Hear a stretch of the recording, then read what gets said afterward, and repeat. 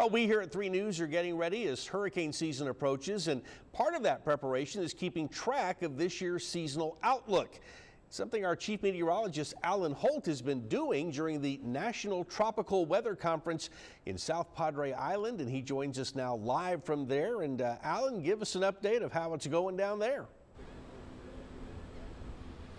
Mike, things are looking, I'll get to that in a bit. We've got one of the country's leading experts in the longer range outlooks, but one of the main themes of this year's conference has certainly been the forecast cone and how impacts can extend outside of that cone. So we're trying to really focus on the messaging with storms as they approach populated communities. We're gonna have a lot of that in our special this year. I wanted to bring in Phil Klotzbach. He's a doctor at Colorado State University.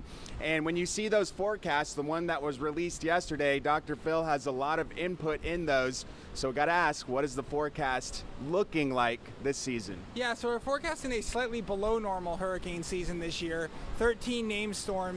Of those 13, 6 becoming hurricanes, and of those 6, 2 becoming major Category 3, 4, 5 hurricanes. Winds of 111 miles per hour or greater. A little below the average of 14 storms, 7 hurricanes, and 3 major hurricanes. We've had a ton of storms the last 3 years. I think it's like 55 or 65, something like that.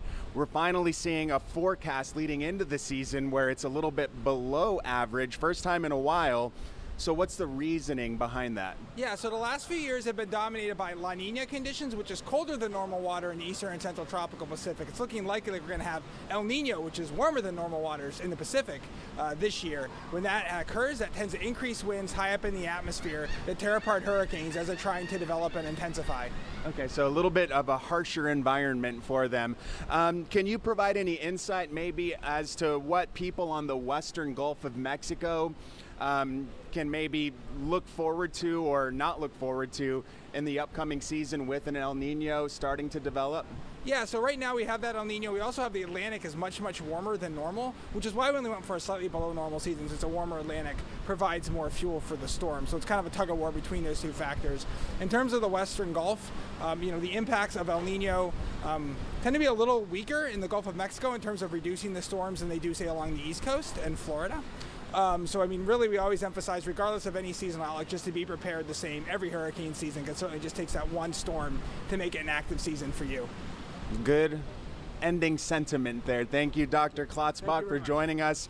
So that's what we do here. We try to figure out what's going to happen, what we should be expecting, and how to best prepare for the upcoming season.